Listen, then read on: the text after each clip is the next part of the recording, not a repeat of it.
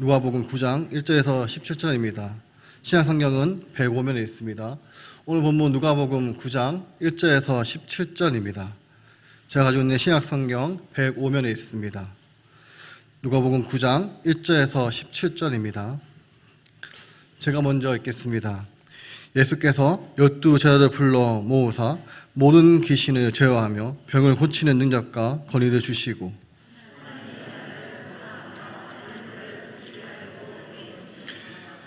이르시되 여행을 위하여 아무것도 가지지 말라. 지팡이나 배랑이나 양식이나 돈이나 두 벌 옷을 가지지 말며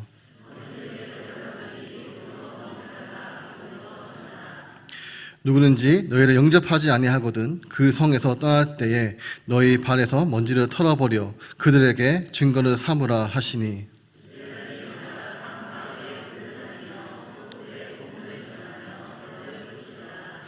분문왕 헤롯이 이 모든 일을 듣고 심히 당하니 이는 어떠한 사람은 요한이 죽은 자 가운데서 살아났다고 하며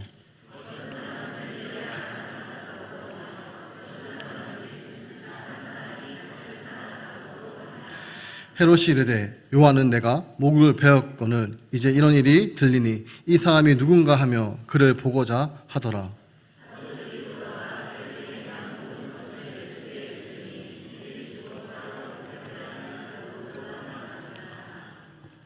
우리가 알고 따라왔거늘 예수께서 그들을 영접하사 하나님의 나라의 일을 이야기하시며 병 고칠 자들은 고치시더라.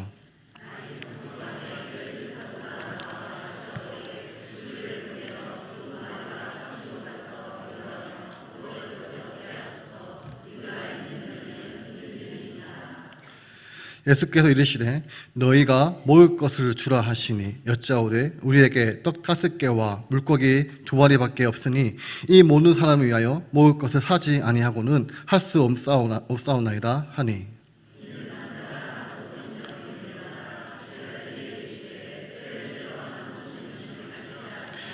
제자들이 이렇게 하여 다 앉은 후에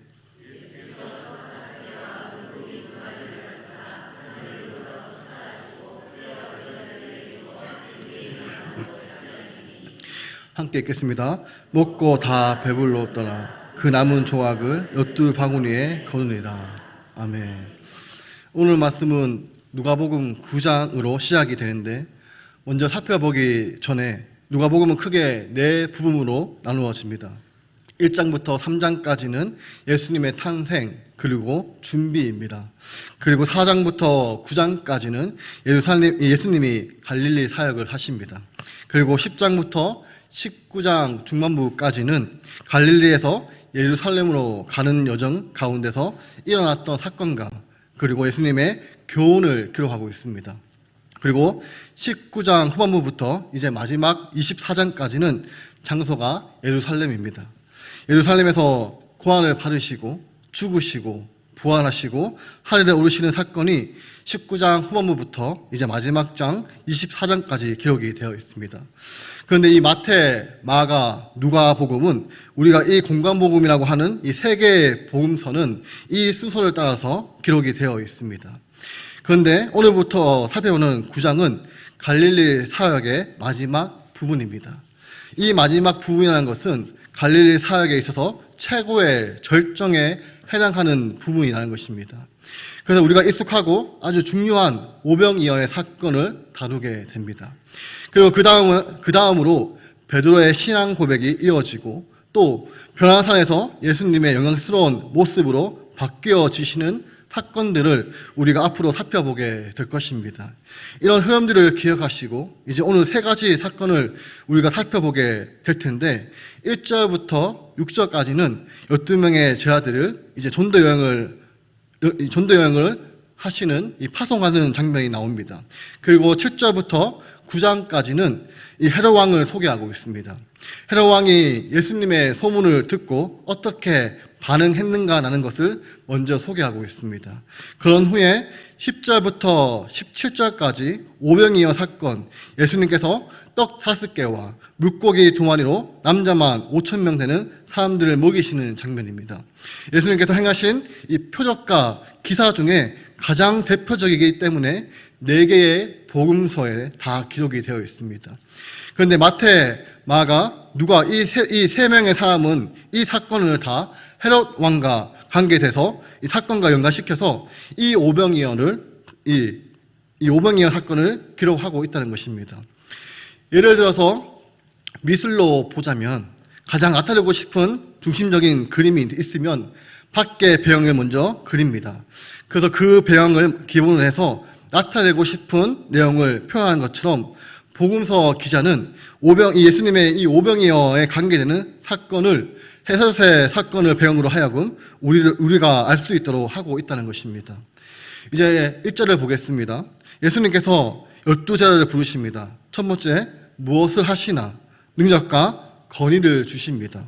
능력은 할 수 있는 힘입니다. 할 수 있는 힘.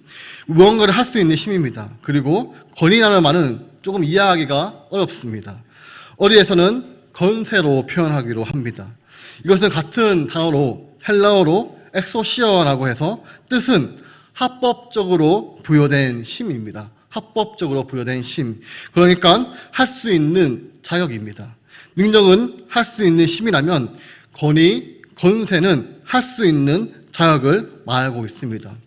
이것을 조금 더 쉽게 이야기를 하자면 만약에 우리가 교통 위반을 해서 가속을 했을 때 앞에 교통경찰을 만나게 되었습니다.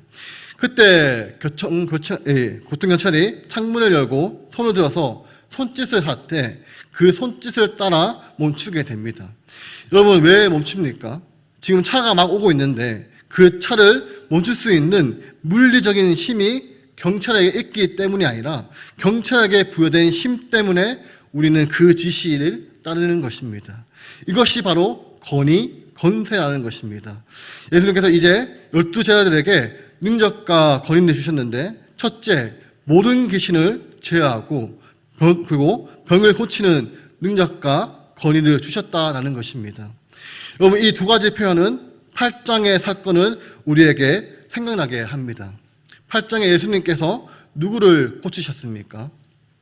바로 거라사인에 있는 광인을 고쳐 주셨습니다.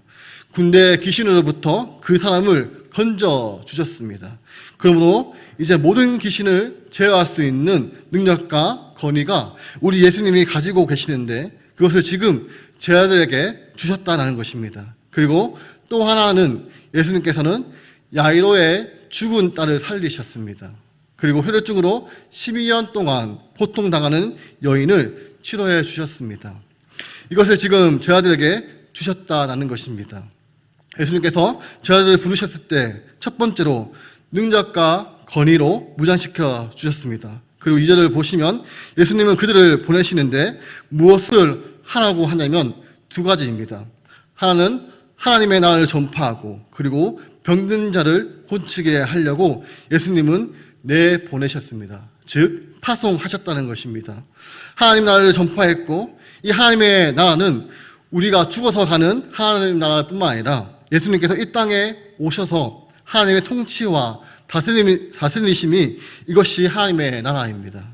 이 하나님의 나라를 전파하고 병든 자를 고치도록 내보내셨는데 3절부터 5절까지 내보내시면서 파송하시면서 세 가지 당부를 하십니다. 3절을 보겠습니다. 먼저는 휴대용품을 대해서 아무것도 가지지 말라고 하십니다. 여러분, 지팡이는 고대인들에게는 자기를 보호할 수 있는 일종의 무기와 같은 것입니다. 그리고 배낭, 양식, 돈, 옷. 여러분, 여행을 한다면 누구에게나 필요한 이 모든 것을 예수님께서는 가지지 말라 이렇게 말씀을 하셨습니다. 그렇다면 여러분, 예수님께서 왜 이렇게 말씀을 하시는 이유는 전적으로 하나님 한 분만 의지하라는 것입니다. 하나님이 공급해 주시는 이 하나님이 보호해 주는 것을 전적으로 신뢰하면서 이 전도 여행을 하나라고 교훈을 하고 있다는 것입니다. 그리고 4절을 보시면 두 번째 이렇게 이야기를 하십니다. 하나님 나라를 선포할 때 어떠한 사람이 받아들였습니다. 그 말씀을 받아들이고 제 아들을 초청했습니다. 그러면 그 집에 들어가게 되는데 거기서 머물다가 거기서 떠나라.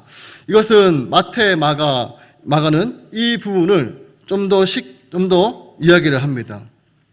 이 집에서 저 집으로 옮겨 다니지 말라 이렇게 설명을 더 붙이셨습니다. 그리고 쉽게 이야기해서 내가 전도하러 나갔습니다. 제가 쉽게 이야기해서 전도하러 나갔습니다. 그리고 그 사람이 복음을 받아들였습니다. 그리고 저를 초대해서 전심으로 이 근처에 있는 갈비탕을 대접을 했습니다. 이제 그 다음날 제가 또 전도를 했는데 또 여기서도 복음을 받아들여서 그날 전심에 고기를 대접했습니다. 그러면 제가 어느 집에 옮겨야 됩니까? 갈비탕에서 고깃집으로 옮겨야 되겠죠, 여러분. 바로 이런 짓 하지 말라는 것입니다. 좋은 대접을 받으려고 옮겨 다니지 말라 이렇게 예수님이 충고하셨다는 것입니다. 그리고 마지막으로 5절을 보시면 거부하는 사람이 있다면 즉 영접하지 않으면 그 성에서 떠날 때에 발에서 먼지를 털어버려라. 그들에게 증거를 삼으라라고 하셨습니다. 복음을 전했는데 하나님 나라를 전파했는데 그들이 거부했다면 여러분 용기를 잃지 마라.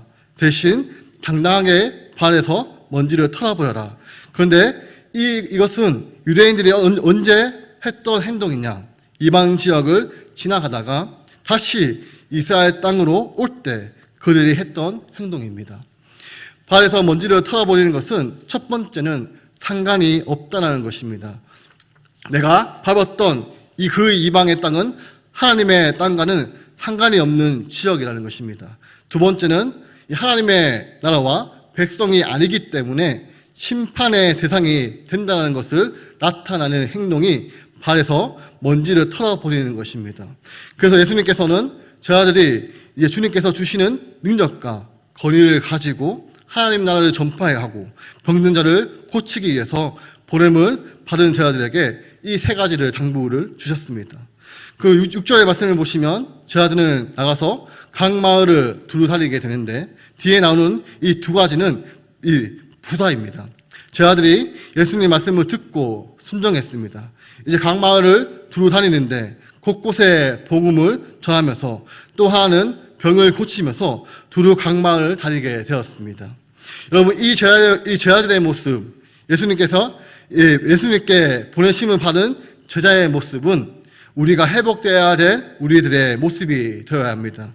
이 내용은 앞으로 10장을 할 때 다시 한번 더 자세히 살펴보겠습니다. 이제 7절을 보시면 두루 다니면서 복음을 전하고 병든 자를 고침을 받았습니다. 그때 분문왕 헤롯이 갈릴리 지역을 다스리고 있었는데 이 모든 일을 듣게 됩니다. 그리고 그가 예수님이 얼마나 놀라운 존재인가 하는 것을 알게 되었습니다. 저들의 전도 여행을 통해서 이제는 헤롯까지도 예수님을 알게 되었을 때 그가 보인 반응은 심히 당황하였습니다. 심히 당황하였다라는 뜻은 심히 불안해했다는 것입니다. 예수님의 소문을 들은 헤롯은 심히 두려워했습니다. 이유는 두 가지를 설명하고 있습니다. 먼저는 백성들이 예수님을 향해 보였던 반응입니다. 백성들이 지금 예수님이 하시는 일을 듣고 보면서 어떠한 사람은 요한이 죽은 자 가운데서 살아났다라고 합니다. 여러분 이스라엘 백성들에게 놀라운 하나님의 말씀을 전했고 수많은 사람들이 혹시 우리가 이토록 바라고 기다렸던 그리스도가 아닌가라고 하는 기대까지 가졌던 그 요한. 근데 그 요한은 죽었습니다. 하지만 그 죽은 요한이 다시 살아났다 이렇게 백성들이 예수님이 하시는 일을 보고 이런 반응을 보였습니다. 그러니까 이 소식을 듣고 왜 헤롯이 당황했냐면 9절을 보시면 헤롯이 이렇게 독백처럼 이야기를 합니다. 요한은 내가 목을 베었는데 여러분 누가 지금 세례 요한을 죽였습니까? 목을 베었습니까? 헤롯 자신입니다. 내가 요한의 목을 베었는데 이제 이런 일이 들리다니 도대체 이 사람이 누구냐 하면서 그를 보고자 했다는 것입니다. 여러분 헤롯이 예수님을 만났으면 무엇을 하려고 했겠습니까? 요한에게 했던 것처럼 했을 것입니다. 헤롯이 심히 당한 것은 두 가지 이유 때문입니다. 하나는 백성들의 반응, 죽은 요한이 살아났다. 두 번째 반응은 자기가 요한의 목을 베었기 때문입니다. 그런데 누가복음은 더 이상 기록을 하고 있지는 않지만 마태와 마가복음에서는 이 표현 다음에 헤롯이 왜 그리고 어떻게 요한을 죽였는가 긴 설명을 하고 있습니다. 마가복음 6장 17절입니다. 전에 헤롯이 자기가 동생 빌립의 아내 헤로디아에게 장가 등고로 이 여자를 위하여 사람을 보내어 요한을 잡아 옥에 가두었으니. 여러분, 헤롯이 과거에 자기의 동생 빌립의 아내 헤로디아와 결혼을 했다는 것입니다. 이것은 불륜입니다. 그런데 이 여자를 위하여 사람을 보내어 요한을 잡아 옥에 가두었습니다. 불륜을 보고 세례 요한이 헤롯 왕에게 책망을 했습니다. 이 행동은 옳지 못합니다. 이렇게 헤롯을 책망하였을 때 그때 헤롯이 요한을 옥에 가두게 됩니다. 그리고 그 다음 내용은 헤로디아가 요한을 죽이려고 했습니다. 하지만 헤롯이 여기에 동조하지 못했는데 그 이유는 백성들이 세례 요한을 너무나도 존경했기에 그에게 손을 댈 수가 없었습니다. 그런데 어떤 날이 왔냐면 여러분들도 아시는 것처럼 헤롯이 생일이 되었습니다. 그때 고관들을 다 불러서 잔치를 베풀 때 한 이쁜 여인이 와서 춤을 추게 됩니다. 그때 헤롯이 너무나 감동을 받습니다. 그런데 이 여인이 누구의 딸인가라고 하면 바로 헤로디아의 딸입니다. 그때 헤롯이 이런 이야기를 합니다. 네가 무엇이든지 구하면 내가 다 해주겠다. 그것이 나라의 절반이라도 주겠다. 이렇게 이야기를 합니다. 그래서 헤로디아의 딸이 엄마한테 가서 의논을 합니다. 그러면서 세례 요한의 목을 달라고 합니다. 여러분, 여자가 한이 품으면 이렇게 무섭습니다. 이때 헤롯이 너무 괴로워하다가 모든 고관들 앞에서 자기가 했던 말이 있으니 결국 요한의 목을 베고 소반에 담아서 여인에게 주게 됩니다. 이 내용이 기록이 되어 있습니다. 오늘 이 사건 마태, 마가, 누가복음은 모두 헤롯을 배경으로 해서 오병이어의 사건을 행하시는 예수님을 우리에게 소개하고 있는데, 여러분, 헤롯은 자기만 생각하는 지도자이고 자신의 욕망을 위해서라면 무슨 짓을 할 수 있는 그런 지도자였습니다. 또한 고관들을 불러서 연회를 베풀고 방탄한 잔치를 할 때 그 밑에 있던 백성들은 이 반세기 가까운 식민지로 배고픔과 착취를 당하고 괴로움을 당하지만 헤롯은 자기의 안위만 생각하는 그런 지도자였다는 것입니다. 이처럼 여러분, 이 헤롯의 모습을 배경으로 해서 오병이어 사건이 등장을 합니다. 10절입니다. 이제 사도들이 돌아와서 전도 여행을 중에 있었던 놀라운 일을 예수님께 보고합니다. 그러니까 예수님께서 제 아들을 쉬게 하려고 따로 베사다에 있는 고을로 가십니다. 그때 12절을 보시면 백성들이 무리를 알아보고 따라오게 됩니다. 그러면서 예수님을 그들을 영접해서 하나님 나라의 일을 이야기하고 병 고칠 자를 고치십니다. 그리고 12절을 보시면 이때 날이 저물어 갑니다. 그러면서 12명의 사도가 예수님께 이렇게 이야기를 합니다. 예수님, 무리를 보내어 두루 마을과 촌으로 가서 거기서 먹을 것을 얻게 하십시오. 우리가 있는 여기는 빈들입니다. 제 아들의 이야기가 충분히 이해가 됩니다. 여기에는 먹을 것도 없고 날도 저물고 빈들입니다. 그런데 13절을 보시면 예수님이 이렇게 말씀하십니다. 너희가 먹을 것을 줘라. 데리고 있을 뿐만 아니라 너희가 먹을 것을 주어라. 그러니까 제 아들이 이렇게 이야기를 합니다. 우리에게 떡 5개와 물고기 2마리밖에 없는데 이 모든 사람들을 위하여 먹을 것을 사지 아니하고서는 할 수 없습니다. 아니, 예수님, 지금 무슨 소리 하십니까? 지금 우리가 가지고 있는 것은 떡 5개와 물고기 2마리 밖에 없는데 어떻게 이 사람을 먹일 수 있습니까? 이렇게 이야기를 했다는 것입니다. 14절을 보시면 모여있는 사람을 설명하는데 남자만 한 5,000명쯤 되었다라고 말씀하고 있습니다. 여기에는 여자분들이 빠져있고 아이들이 빠져있습니다. 합치면 어마어마한 숫자입니다. 약 2만 명 가까운 사람들이 그곳에 있었습니다. 그리고 예수님은 제자들에게 한 50명씩 앉히라 하고 명령을 내렸습니다. 15절에 제자들이 이렇게 순정을 하였습니다. 그때 16절에 예수님께서 어떻게 놀라운 표적을 이루셨나. 첫 번째는 떡 5개와 물고기 2마리를 가지셨습니다. 여러분, 예수님께서 무에서 유를 할 수 있습니다. 그렇지만 예수님께서는 제 아들이 가지고 있다라고 했던 떡 5개와 물고기 2마리, 그런데 요한복음 6장 9절을 보시면 한 아이가 가졌다고 하는 것이고, 안드레가 찾아서 예수님 앞에 가지고 온 것이 바로 어린아이 1인분의 식사를 하나님께 가지고 왔고, 또 우리가 갖고 있다고 했던 것을 예수님께서 가지셨습니다. 두 번째, 하늘을 우러러 축사하셨습니다. 이 축사하는 것은 감사하다는 것입니다. 여러분, 남자만 5,000명인데 1인분의 식사를 가지고 예수님이 감사했습니다. 다른 번역에서 볼 때는 복을 빌어 주셨습니다. 예수님이 감사하시고 복을 빌어 주셨습니다.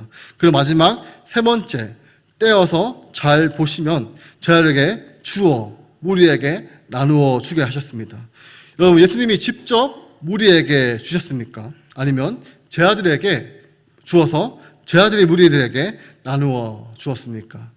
여기서는 명확하게 말씀하고 있습니다. 제 아들에게 주셨습니다. 그때 17절을 보시면 그 많은 무리들이 먹고 다 배부르게 됩니다. 그리고 남은 조각을 12바구니에 거두게 됩니다. 이 말씀을 통해서 우리 예수님은 어떠한 왕이신가? 에스겔 34장 13절을 보시면 악한 왕에게 고통을 당하는 백성들, 이 악한 왕을 하나님이 책망하신 다음에 이렇게 약속을 하십니다. 내가 그들을 다시금 돌아오게 하겠다는 것입니다. 그리고 14절을 보시면 돌아오게 한 다음에 좋은 꼴을 먹이시고 그 우리를 이스라엘 높은 산에 둘 것이고 그곳에 있는 좋은 우리에 누워있으며 이스라엘 산에서 살찐 꼴을 먹을 것이다. 여러분, 하나님께서 예언을 하셨습니다. 그들이 돌아올 뿐 아니라 이스라엘 산 위에 살찐 꼴을 먹게 될 것이다 라는 것입니다. 그리고 15절을 보시면 내가 친히 내 양의 목자가 될 것이다. 하나님께서 친히 내가 친히 그들의 목자가 될 것이라고 하십니다. 그리고 16절을 보시면 목자가 되셔서 잃어버린 자를 내가 찾고 쫓기는 자를 내가 돌아오게 하고 상한 자를 싸매며 병든 자를 내가 강하게 하는 바로 이 놀라운 일을 하나님 자신이 목자가 되어서 이루시겠다고 말씀하고 있습니다. 여러분, 이 말씀을 통해서 예수님이 그동안 행하셨던 것들을 보면 우리가 이해가 됩니다. 예수님은 바로 잃어버린 양들을 찾으셨습니다. 그리고 그들을 고치셨습니다. 그리고 그들을 풍성하게 먹여주셨습니다. 그래서 요한복음 10장 10절 11절을 보시면 예수님은 자신이 이렇게 말씀하셨습니다. 도둑이 오는 것을 도둑질하고 죽이고 멸망시키는 거지만 내가 온 것은 양으로 생명을 얻게 하고 더 풍성히 얻게 하려는 것이다. 그리고 12절입니다. 나는 선한 목자다. 선한 목자는 양들을 위하여 목숨을 버린다라고 예수님께서 선언을 하셨습니다. 우리는 이 오병이어 사건을 대할 때마다 예수님이 이렇게 놀라운 능력을 갖고 계시는구나 라고 생각을 합니다. 하지만 에스겔 34장의 말씀을 통해서 그리고 헤롯을 배경으로 통해서 알 수 있는 것은 예수님은 능력뿐만 아니라 선한 목자이신 그분의 사랑, 선한 목자 되시는 그 예수님이 우리를 얼마나 끝까지 사랑하시는가를 그 사랑이 놀라운 기적으로 우리들에게 베풀어 주셨다는 것입니다. 여러분, 예수님께서는 선한 목자가 되셔서 이 백성들에게 놀라운 능력으로 먹이셨고 빈들을 하늘의 잔치집으로 바뀌게 하셨습니다. 오늘 말씀을 통해서 우리에게 주시는 교훈은 두 분류의 삶으로 구분할 수 있습니다. 첫 번째는 무리들입니다. 빈들에 함께 참여했던 수많은 사람들, 그 무리가 있습니다. 날이 저물어 갈 때 예수님께서 그들에게 뜻밖의 은혜를 베풀어 주셨습니다. 그리고 하늘의 잔치를 그들에게 베풀어 주셔서 그들은 기대하지 않았던 놀라운 은혜와 복을 풍성하게 받았습니다. 여러분, 우리가 예수님 앞에 나오는 이 예배의 자리가 이런 시간입니다. 여러분, 우리는 기대하지 않고 올 수 있는데 빈들에서 날이 저물어 가고 있었는데 우리 주님께서는 선한 목자가 되셔서 우리에게 이 하나님의 잔치의 풍성함을 우리에게 베풀어 주시는 분이라시는 것입니다. 그렇지만 가장 중요한 것은 제 아들입니다. 여러분, 제 아들은 이것을 통해 무엇을 배우게 되었을까요? 그것은 예수님을 따르는 제 아들이 언제나 증명하는 현실은 무엇입니까? 우리가 가지고 있는 것은 너무나 작고 우리의 자원은 언제나 부족한데 그럴 때 우리는 어떻게 해야 하나? 이것을 주님을 따르는 사람들에게 언제나 직면하는 문제입니다. 내가 가지고 있는 자원은 너무 작은데 내가 해결해야 할 문제는 너무나 크고 압도적일 때 우리는 어떻게 해야 하나? 여러분, 예수님께서는 세 가지로 교훈하셨습니다. 우리가 가지고 있는 오병이어를 찾아서 나에게 가지고 와라. 이렇게 예수님께서 말씀하셨습니다. 그리고 두 번째는 예수님께서 축사하셨습니다. 마지막으로 세 번째는 제 아들은 예수님의 명령에 순종했습니다. 만약에 우리가 예수님의 제자였다고 생각해 보시고 지금 여러분 손에 떡과 물고기가 나누어 있습니다. 떡은 5개였으니까 12조각을 내면 반 개가 채 안 됩니다. 우리 손에 이 떡 반 개와 그리고 물고기 2마리는 이 12등분을 하면 한 마리에 6등분을 하고 지금 우리 손에는 떡 반 개와 물고기 한 조각밖에 없습니다. 이렇게 50명이 앉아있는 그 자리에 가서 그것을 들고 주라고 할 때 여러분 같으면 정말 순종할 수 있겠습니까? 저는 아마 순종하기가 어렵겠습니다. 근데 여러분, 제 아들은 순종했을 때 놀라운 기적이 일어났습니다. 여러분, 우리들의 삶, 주님을 섬기는 우리들의 삶에 언제나 부딪히는 현실, 우리가 가지고 있는 자원은 작고 우리 앞에 있는 이 거대할 때 여기 계시는 분들이 대부분 부모님이신데 자녀를 키울 때 어려운 일이 많이 있지 않습니까? 나의 능력은 언제나 작은데 해결해야 할 문제가 클 때 그때 내가 아빠로서 엄마로서 할 수 있는 적은 떡과 물고기 이 오병이어를 찾아서 내 노력을 의지하는 것이 아니라 주님께 올려드리는 주님이 내가 할 수 있는 최선입니다. 주님 축사해 주십시오. 주님의 축사하심에 갈망하고 정말 이해가 되지 않지만 순종으로 나아갈 때 하나님의 일하시는 은혜를 맛보며 체험하며 살아가는 우리가 되기를 소망합니다. 이번 중고등부 수련회도 이와 마찬가지로 우리가 가지고 있는 적은 떡과 물고기 이 오병이어를 예수님께 가지고 와서 이번 이 예수님께서 축사하셔서 우리가 믿음으로 순종으로 나아갈 때 이번 수련회가 되기를 바랍니다. 그래서 하늘의 잔치 이 놀라운 기적들이 이번 수련회 가운데 일어나게 하시고 하나님이 일하시는 수련회가 되기를 소망합니다. 여러분, 찬양 중에 주가 일하시네라는 곡이 있습니다. 오늘 말씀을 요약합니다. 이렇게 시작을 합니다.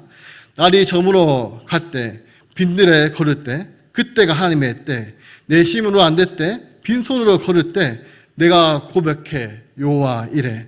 2절입니다. 우리 모인 이곳에 주님 함께 계시네 누리네 아버지 은혜.